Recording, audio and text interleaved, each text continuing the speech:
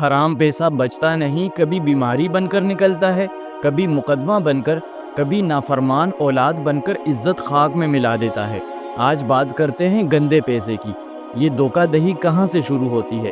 یہ صرف وزیروں، مشیروں یا بڑے فراڈیوں کا کھیل نہیں، یہ وہیں سے شروع ہوتی ہے جہاں ہم چھوٹا سا جھوٹ بولتے ہیں، تول میں کمی کرتے ہیں اور دل کو تسلی دیتے ہیں کوئی بات نہیں، سب کرتے ہیں۔ پتہ ہے، یہی چھوٹے چھوٹے غلط کام آگے چل کر بڑے فراڈ بنتے ہیں۔ انسان کو صرف خواہش یا موقع نہیں چاہیے، دھوکہ دینے کے لیے طریقہ بھی چاہیے۔ یہی طریقہ جو کسی کو فراڈ کا بادشاہ بناتا ہے۔ آپ نے سنا ہوگا وہ بندہ بڑا سیانا ہے، سب سیٹ کر لیتا ہے۔ اسی سیانے پن نے کتنے گھروں کو برباد کیا۔ کبھی کسی نے سوچا کسی کا رزق کٹتا ہے، کسی کی امانت لٹتی ہے، آخر میں بچتا کچھ نہیں، نہ دل کو سکون نہ عزت۔ پیسہ بڑا عجیب چیز ہے، اگر حلال ہو تو تھوڑا بھی کافی، اگر حرام ہے تو ڈھیر لگا لو، پیٹ کبھی نہیں بھرتا۔ حرام پیسے کی بھوک ختم نہیں ہوتی، یہ انسان کو وہ سب کرواتا ہے جو وہ ہوش میں کبھی نہ کرے۔ حرام کمائی شروع میں خزانہ لگتی ہے، لیکن وہ خزانہ دل کو خالی کر دیتا ہے۔ یہ پیسہ سکون نہیں لاتا، بلکہ سکون چپکے سے چرا لیتا ہے۔ آپ نے دیکھا ہوگا کتنے لوگ ہیں جن کے پاس لاکھوں کروڑوں ہیں لیکن دل بے چین ہے۔ کبھی بیماری، کبھی مقدمہ، کبھی عدالت، کبھی اولاد کی بے-راروی، کہیں نہ کہیں سے وہ پیسہ واپس نکل جاتا ہے۔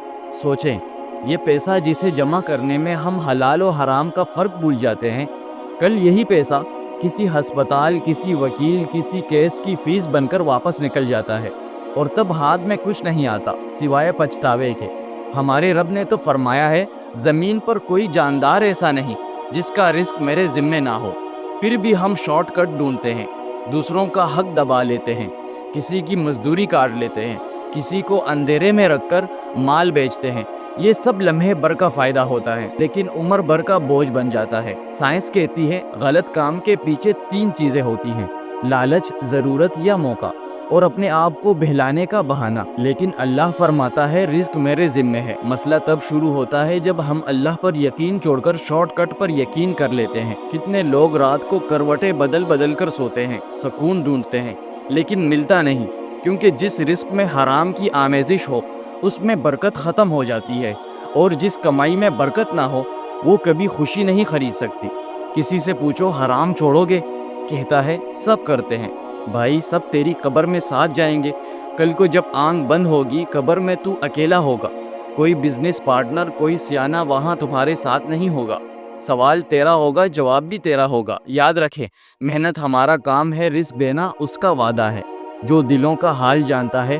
ہم اگر کسی کا حق نہیں ماریں گے، کسی کی امانت نہیں توڑیں گے، تو اللہ کبھی ہمیں خالی ہاتھ نہیں چھوڑے گا۔ یہ جو 2 نوالے حلال کے ہیں نا، یہ لاکھوں حرام روپوں سے بہتر ہے۔ دوسروں کا حق دے کر کمائیں، کسی کا دل دکھا کر نہیں۔